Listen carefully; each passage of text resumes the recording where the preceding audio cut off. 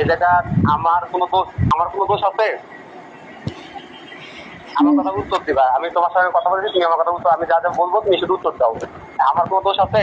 আমি যা তোমার মদ খাওয়া মানে অ্যালকোহল খাওয়া বা বাংলা যেটাই হোক খাওয়াতে আমি যা ধরছি তোমাকে, ধরছি না? আচ্ছা, এখন বিষয় হচ্ছে এটি তো আমার আকাম করতে যাচ্ছে। এখন তারপরেও আমি মনে করো যে মামুনের কারণে আমি তোমাকে ছেড়ে দিচ্ছি, তোমাকে আমি কিছু বলি না ওই জায়গা। আর এখন তো অনেক ওই জায়গাটা আমি দেখছি আরেকজন ফিরে গেছে। ওই জায়গায় যদি আমি তোমাকে ওই সময় বাড়ি না পেয়ে দিতাম, যে দেখা যাচ্ছে তোমার ঝামেলা হয়ে যেত। বাপ মা জানতো, আত্মীয় স্বজন জানতো, আবার ওই যে ওই মেয়েটার বাপ মা জানতো। হ্যাঁ, ঝামেলা হয়েছে, বুঝতে পারলে? এখন মানুষের টাকা আমি ছেড়ে দিচ্ছি। এখন বিষয় হচ্ছে আমার এখন কি করবো বলো, আমি কি করবো? আপনি তো ওই ভিডিওগুলো করছেন, আপনাকে আমি 10,000 টাকা দিব। আপনি তো কইছি 10,000 টাকা দিব, আপনি ভিডিওগুলো ডিলিট করে দেন প্লিজ। ভিডিওগুলো ডিলেক্ট হবে। তোমাকে একটা কথা বলি, হ্যাঁ বলেন। কতটা আমি সন্দেহ করতে হচ্ছিলাম এই বিষয়টা শুধু তোমার আর আমার কাছে সীমাবদ্ধ থাকবে, মানে তুমি আর আমি জানবে, তৃতীয় কোনো পার্সন জানবে না, তৃতীয় কোনো পার্সন জানবে না, এক আল্লাহ ছাড়া আর তুমি আমি ছাড়া। খোদার কসম কেটে বললাম, কেউ জানবে না, কেউ না। আচ্ছা, এখন তুমি কি বলতেছো? তোমার যা লাগবে তুমি আমাকে বলো।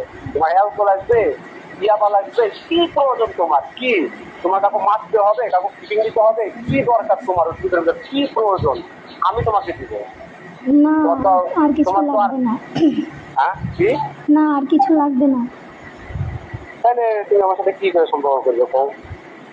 না আপনি তো কইছেন যে 10,000 টাকা নিলে সব কিছু ডিলিট করে দিবেন, তা 10,000 টাকা দিয়ে। শোনো, আমি শুধু মামুনের জন্য আমি ওখান থেকে তোমাকে বাইরে করে দিচ্ছি, ঠিক আছে? মামুন বাইরে এসে মনে করো যে আমার কইছে ভাই ছাইরা দাও।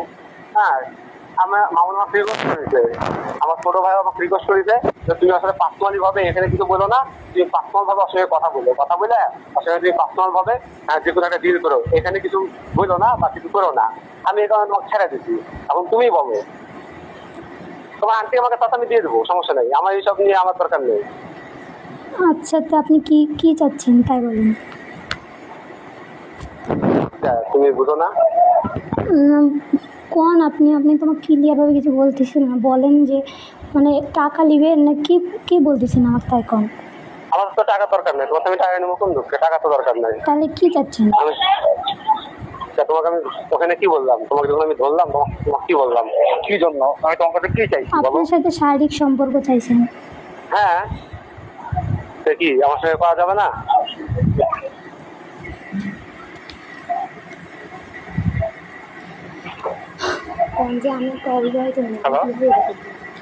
আমি তো তুমি কোথায় আছো এখন? আমি বাসায়, মাত্র স্কুল থেকে বাসায় ঢুকলাম। তোমার পাশে কে? পাশে আপাতত কেউ না, আমি ঘরে আছি, আম্মু কলেজ গেছে।